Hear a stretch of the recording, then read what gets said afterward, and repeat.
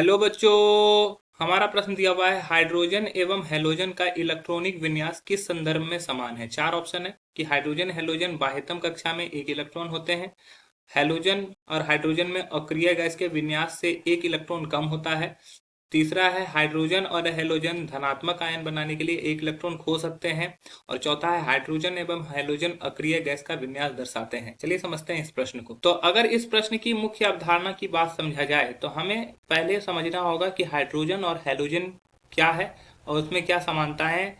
तो हाइड्रोजन जो होता है इसका परमाणु संख्या जो होता है वो एक होता है, परमाणु संख्या एक, इलेक्ट्रॉनिक विन्यास वन, ठीक है, सिर्फ वन।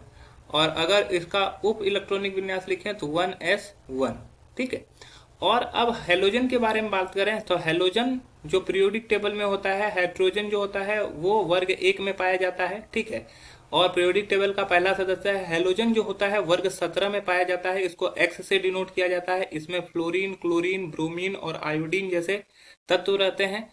इन सभी का परमाणु संख्या जो होता है, इसका इलेक्ट्रॉनिक विन्यास जो होता है वन, ये होता है 1s2, 2s2, 2p5, ठीक है।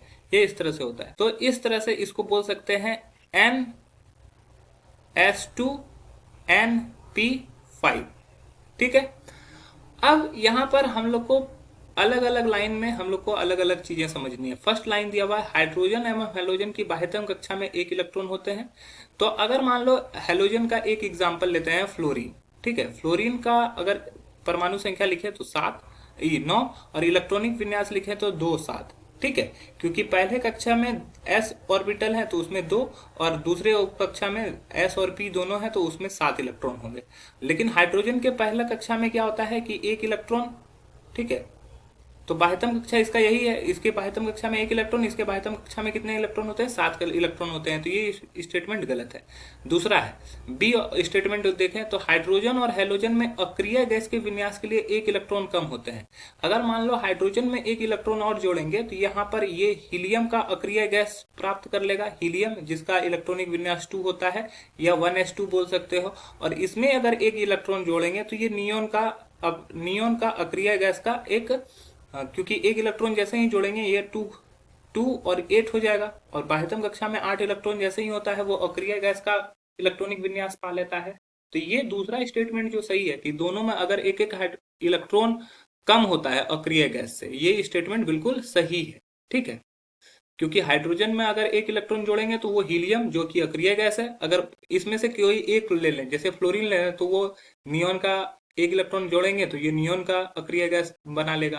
क्लोरीन में एक इलेक्ट्रॉन जोड़ेंगे तो वो आर्गन के समरूप एक इलेक्ट्रॉनिक विन्यास बना लेगा। ब्रोमीन में जोड़ेंगे तो वो क्रिप्टन के जैसा बनाएगा। आयोडीन में जोड़ेंगे तो वो जेनॉन की तरह बनाएगा। तो ये बिल्कुल सही है। तीसरा है हाइड्रोजन एवं हेलोजन धनात्मक आयन बनाने के लिए इलेक्ट्रॉन खो सकते हैं। हाइड्रोजन क्या करता है, एक इलेक्ट्रॉन खो के H+ आयन बना सकता है, लेकिन हेलोजन हेलोजन इलेक्ट्रॉन नहीं खोते हैं। तो हेलोजन अगर इलेक्ट्रॉन नहीं खोएगा तो हमारा तीसरा स्टेटमेंट भी गलत है। और आखिरी स्टेटमेंट है हाइड्रोजन और हेलोजन अक्रिय गैस विन्यास बनाते हैं, ये भी गलत है। तो हमारा जो सही उत्तर हो जाएगा वो हो जाएगा ऑप्शन बी। आशा है कि यह प्रश्न आपको समझ में आया होगा। धन्यवाद।